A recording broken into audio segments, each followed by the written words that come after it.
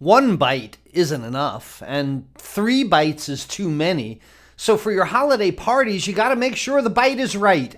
And that's why we're going to talk about the 5 categories of 2-bite appetizers today on the Carefree Cooks Code. I'm Chef Todd Moore, and this is the Carefree Cooks Code, every Tuesday live at noon Eastern. Here's our challenge. How can home cooks cook freely with creativity, confidence, and pride while ignoring recipes and still impressing themselves and others with what they cook? Well, the answer is found in becoming empowered with how cooking works, using dependable and repeatable methods of cooking that work for any ingredient, for any diet, and any desire, just like chefs do. And we'll know we've cracked it when everyone sees cooking as an exciting and rewarding way to improve their relationships, their lifestyles, and their health through better food and cooking. This is the Carefree Cooks Code.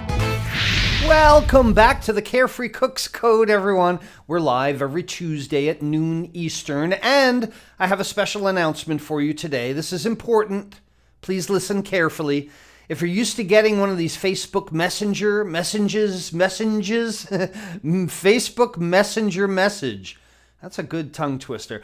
15 minutes before the Carefree Cooks Code, I'm not going to be sending those messages out anymore. That system, as you might know, didn't work real well. A lot of people saying they weren't getting the messages, so we're not going to do that anymore. I'm going to be sending out a good old-fashioned email at the beginning of the day on Tuesdays with the link to the Carefree Cooks episode for the day. That way, it's going to be a lot easier to find, a lot easier to get you here. I hate when I see people saying, oh, I missed it, or I didn't know it was on, or I clicked the link and it didn't work. I understand how frustrating that is. So if you're already getting emails from me, my weekly emails, my tongue is working too fast today. You're getting the weekly emails. There's nothing you have to do. You don't have to do anything. You're still going to get an email. But if you're new to our community, or if you want to be really sure that you're among the first to know when I'm going live, when I'm starting a free class, anything like that, go to webcookingclasses.com/live and put in your email address to be sure. If you're already a Web Cooking Classes member, please use the same email address as your membership. Oh my goodness. It makes things so much easier that we don't think you're 2 and 3 different people, that we know who you are. Who are you, you might ask? Well, you're a carefree cook, and what happens is that you create your own recipes when you're a carefree cook. You bring family and friends together. It really happens this time of year. You learn every time you cook. You define your own cooking style because you practice the pro methods that we study in Web Cooking Classes, and you wind up loving your cooking. That's what being a carefree cook is all about, and it's the most wonderful cooking time of the year. I won't sing, don't worry. I'm a terrible singer. And there's only about a week left. You know, like if you really love cooking like I do, if you really dig giving of yourself, of showing the heart and skill that you have, if you want to impress everyone with all that you've learned in 2019, if you want to demonstrate these carefree cooking skills that you've been honing over the past 12 months, this will be the fantastic end of the year appetizer party that you're going to throw based on today's episode. If you want to make it even fancier, call it hors d'oeuvre. Call it hors d'oeuvres if you want. And if you know how to spell it, then even better for you. It took me a long time to learn how to spell the horse d'oeuvres. Anyway, look, before I forget, I've got a true or false for you today before I forget. The true or false, please tell me in the comments below, true or false on this food statement. Since you're going to be drinking a lot of bubbly in the coming week, I would like to know if it is true or false that balsamic vinegar and Italian bubbly wine use the same grape. Did you know that's false? True. It's one of the two. It's true or false. And tell me in the comment below if I almost gave it away. If balsamic vinegar and Italian bubbly wine share the same grape. And before I forget, I want to wish everyone a happy holidays, a Merry Christmas, a happy Hanukkah, a happy Kwanzaa, happy universe, happy winter solstice. happy everything.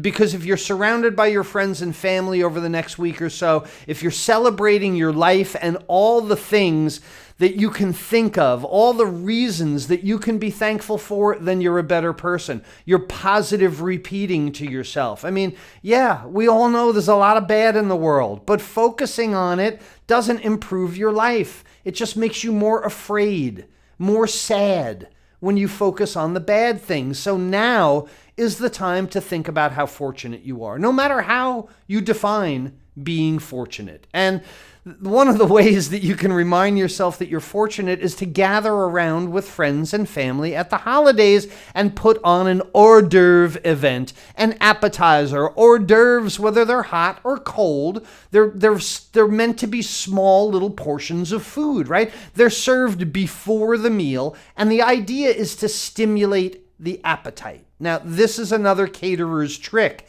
that you put an hors d'oeuvres menu together, not randomly, but to complement what's about to come. And this term, hors d'oeuvre, you can tell it's a French word. It often translates as outside the work. Hors d'oeuvre means outside the work. And really, its usage came under the classical kitchen brigade system. A few months ago, we talked about kitchen brigade in the Carefree Cooks Code episode called How Many Chefs Does It Take to Cook My Dinner? Look back on that one. But it was not the chef's responsibility to make hors d'oeuvres. It was the service staff's responsibility. They got the scraps, the little tidbits, the trimmings of everything else that the production staff was making, and they were responsible for putting together these little tidbits of food for the guests to enjoy while the kitchen staff was preparing the main meal. And generally, nowadays, they're a first course or they're an introduction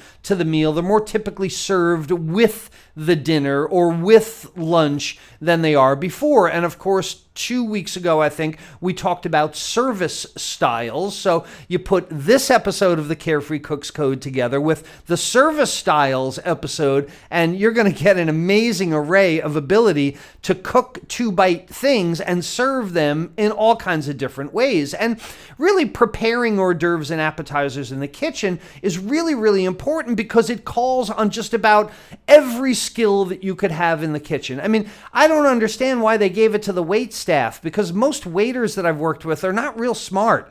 They're there's always a front of the house, back of house thing, but I would not trust most of those waiters to touch any of the food that I prepared. And in a classical brigade system, letting them make the hors d'oeuvres, oh, sacre bleu, absolutely not, because appetizers, hors d'oeuvres, they can consist of meat and poultry. You got to know how to cook fish and shellfish. You have to know how to make vegetables and potatoes. That you work with grains and pasta and fruits and baked goods and shells and sauces. They require a serious working knowledge of how all of these foods are prepared. Just about everything in the kitchen. But the cool thing about it, and the reason that you can let a waiter do this, the reason you can let service staff do this, there's really only two limitations on making hors d'oeuvres. And they are very simply the chef's imagination, the creativity that goes into it, and the foods at his or her disposal. So if the kitchen staff passes food down to the waiters, they've already got the food handled, right? And if they're at least a little bit creative, that's how they can come up with hors d'oeuvres outside the work, because ultimately there are no rules when it comes to appetizers and hors d'oeuvres, but there are a few guidelines to follow. And I'm going to share quickly the guidelines with you. Number one, they got to be small. They should be 2 bites, not 1 bite. You stick in your mouth. You're trying to have a conversation with your mouth full. Very often that's too much. 3 bites is too much because often it crumbles in your hand. If you have a 3-bite crostini, you're going to wind up with a small piece that you're balancing with your napkin in a butler service, right? But 2 bites, 1, chew it. The other one goes in like an aspirin, I guess. Perfect. That's why I say 2 bites are right. They should be very flavorful. Okay, bland appetizers are no good. They don't heighten that anticipation. They should be well seasoned too. I try and make very pronounced sauces, very pronounced seasonings on my appetizers to really wake up that palate and get people to say, oh my goodness, I'm ready for more, right? But it can't be overpowering. people that kill their crab cakes with Old Bay here in Baltimore and in Maryland. It shuts down those taste buds. Putting ghost peppers or very hot jalapenos or something on appetizers shuts down the taste buds, and they can't sense the meal to come. They got to be visually attractive. If you're going to put appetizers together, if you're going to use all the skills that you have in the kitchen and bring it all down into 2 bites on a little piece of crostini or an egg roll, man, it's got to look good because it gets a lot of visual eye appeal as opposed to mashed potatoes. Nobody cares how mashed potatoes look. There's not a wide range of goodness or badness for mashed potatoes. And importantly, like I said before, it's an introduction. Your hors d'oeuvres are an introduction to the meal that's about to come. So let's get to it here. Let's talk about the 5 categories of d'oeuvre. That's the Swedish pronunciation, I think. The first is filled pastry shells. And you can go to the store, you can buy phyllo cups, you can buy little muffin cups, things like that. Savory items, things that are not very sweet, tarts, tartlets. In my holiday cooking success course, I teach you how to make choux puff, C-H-O-U-X, not shoe like goes on your foot. That wouldn't make any sense at all. C-H-O-U-X means dough in French. You can use other small dough products, things that are baked to remove the moisture content, and then you fill them with meat, poultry, fish purees, ragouts, chopped up vegetables, ratatouille type things, right? You garnish them with a fresh herb, you serve them hot or cold. But the problem is that these things become soggy really quickly, so you need to prepare them as close to service as possible, or bring your shells, your phyllo cup shells or your puff pastry shells separately, fill them right before service and lay them out as an hors d'oeuvre, or pass them in butler service as they go. So here's some examples of things that we used to do at the catering company. These were very famous. These were the mini spanakopita. Is that oh, no. These were the mini taquitos that we used to do. We used to call them chicken cornucopias. And what it was a little mini tortilla thing about the size of a silver dollar. We'd put a strip of green pepper, a strip of red pepper, a strip julienne of cooked chicken breast, a strip of onion, a dash of salsa, roll it up into like a horn. And what you had was like a mini taco cornucopia, we called it, because of the holidays. That was the idea. These are little tartlet shells with egg salad in it. We used to serve this a lot in my catering company. At the time, I thought my cantaloupe chicken was brilliant, but now I'm a little embarrassed by it. So don't make fun of my cantaloupe chicken, please. These are the mini chicken Wellingtons. We used to do mini beef Wellingtons, mini chicken Wellingtons. We even did mini shrimp Wellingtons, and it was so simple. That's in my holiday cooking success course as well. It's just a piece of puff pastry, cooked meat, duxelle, mushroom duxelle, and sherry. It was really cool. So anything that you can wrap in a dough, and in this goes your wonton wrappers.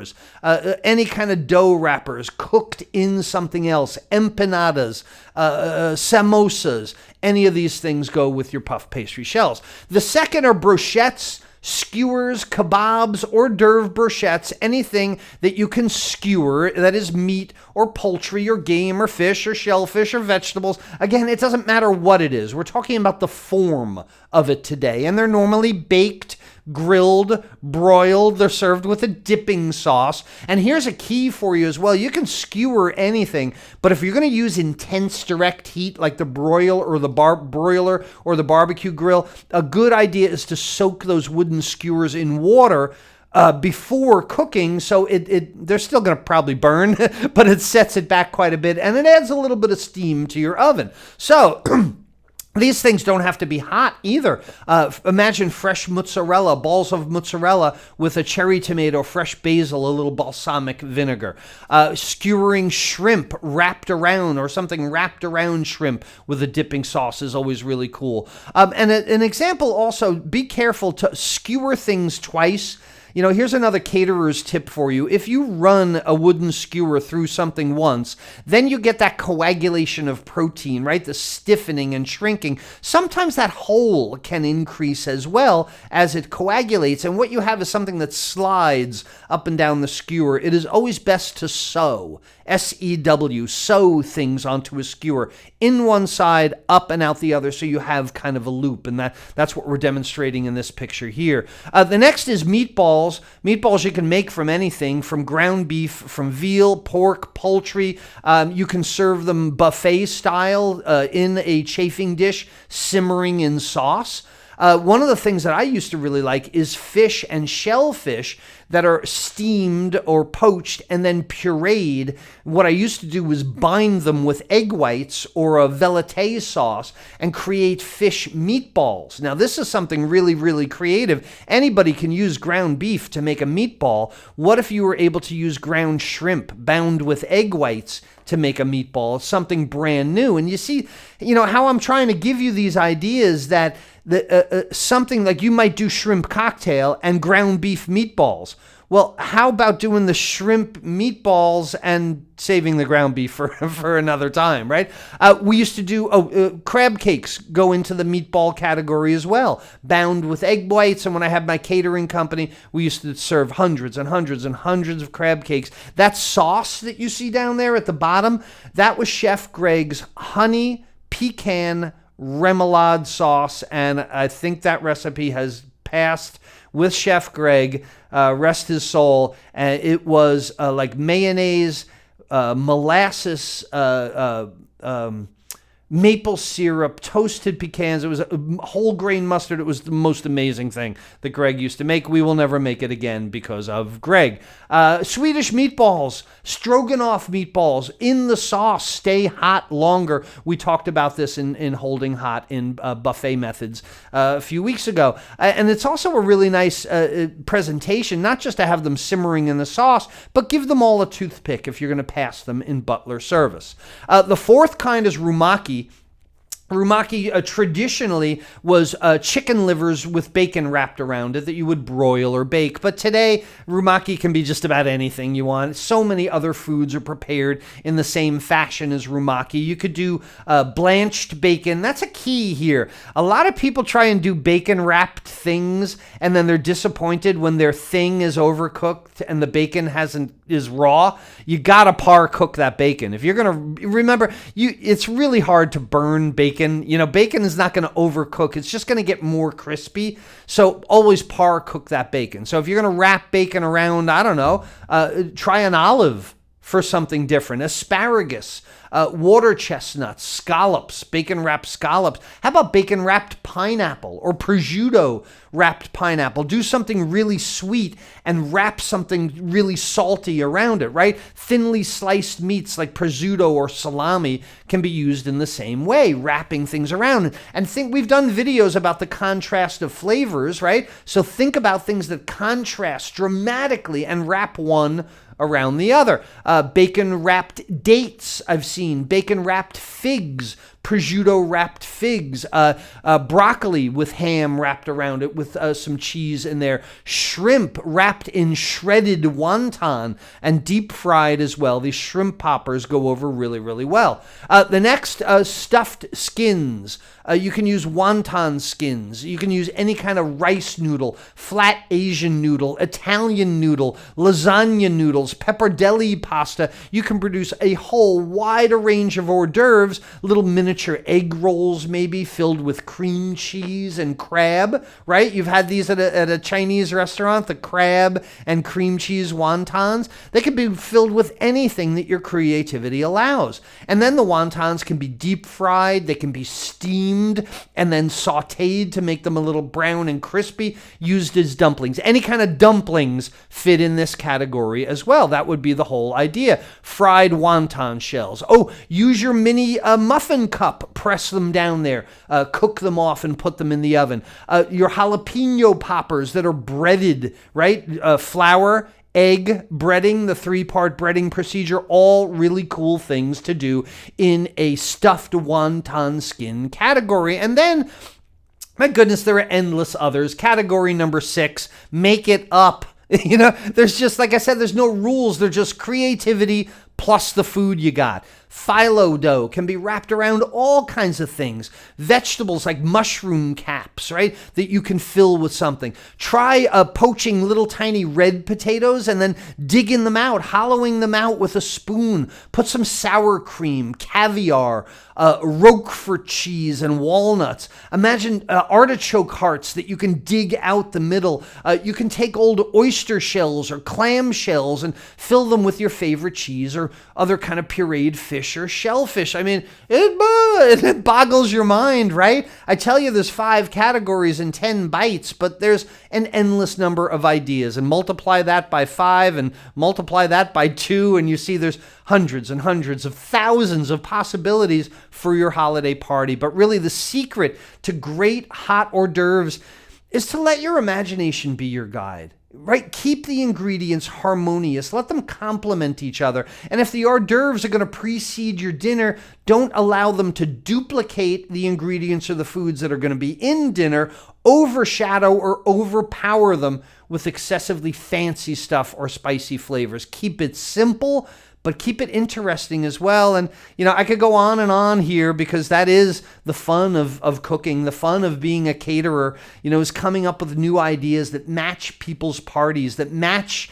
the theme of what's going on. I could give you a whole list of them, but it's almost impossible because what I think of is going to be entirely different than what you think of because of the global availability of food items, the new products always coming onto the market, your creativity, your heritage, your food heritage, the things that are important to you to celebrate. There are even, myths and superstitions and traditions that go on. Is there something you always eat at Christmas? Is there something you always eat at New Year's? Well, incorporate that into your appetizer party this year, and you'll have something that's really, really important. And, this holiday season, we have talked about so many things.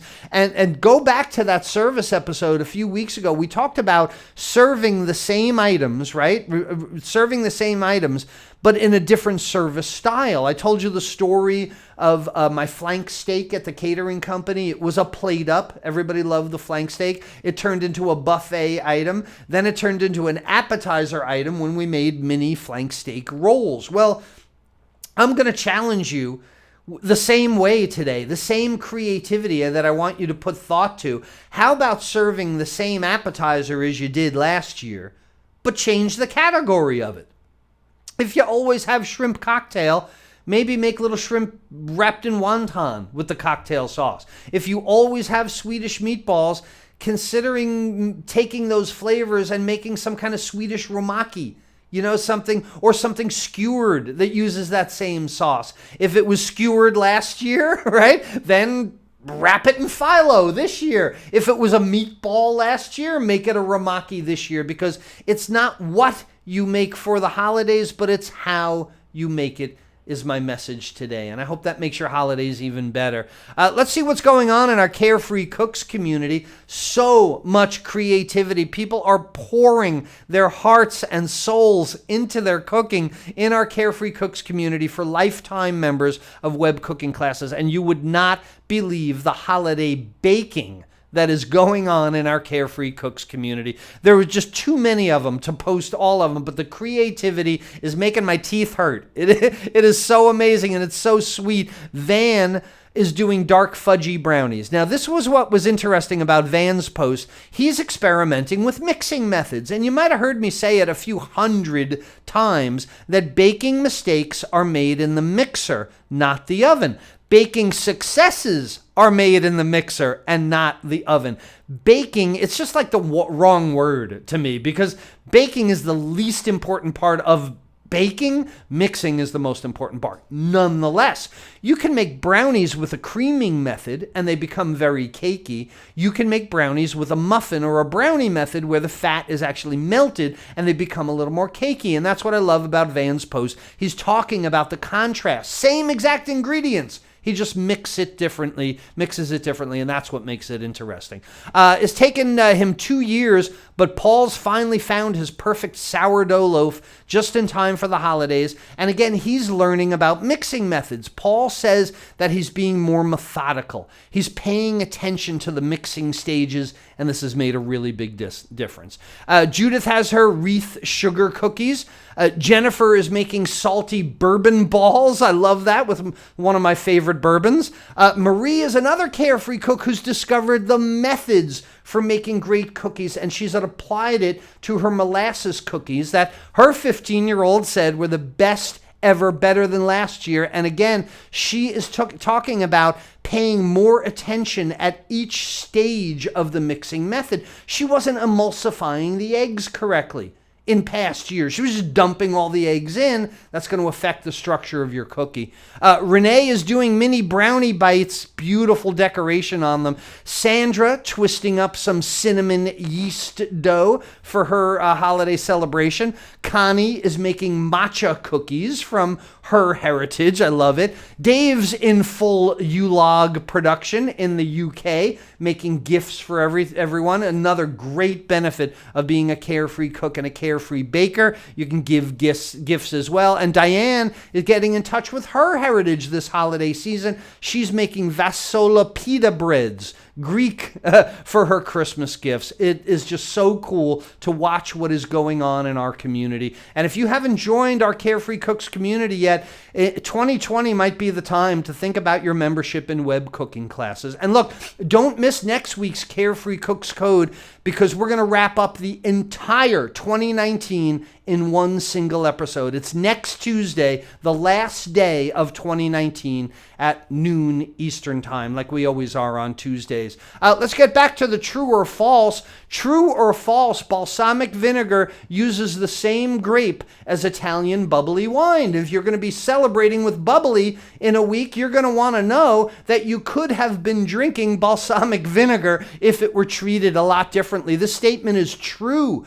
Balsamic vinegar and Lambrusco, the bubbly wine, not Prosecco, so you might have said false if you plan on drinking Prosecco, but Lambrusco is the grape that's used for balsamic vinegar, obviously treated much, much differently than Lambrusco, the bubbly wine. So, I would like you also, if you're giving a gift to someone, why not share this video with them? It's a great gift. They get all kinds of ideas for their holiday hors d'oeuvres. Please like or share this so that Facebook knows that it's useful as well. And, you know, when the holidays are over, so is my holiday cooking success class. There's just a few more sessions scheduled for this year. They're going to go quickly. So in this free class, you're going to discover my 5-step plan that outlines exactly how to plan, cook, bake, coordinate, and use leftovers creatively this holiday season. If you liked any of the hors d'oeuvres and appetizers that I showed you today, many of them are in this holiday cooking success class. So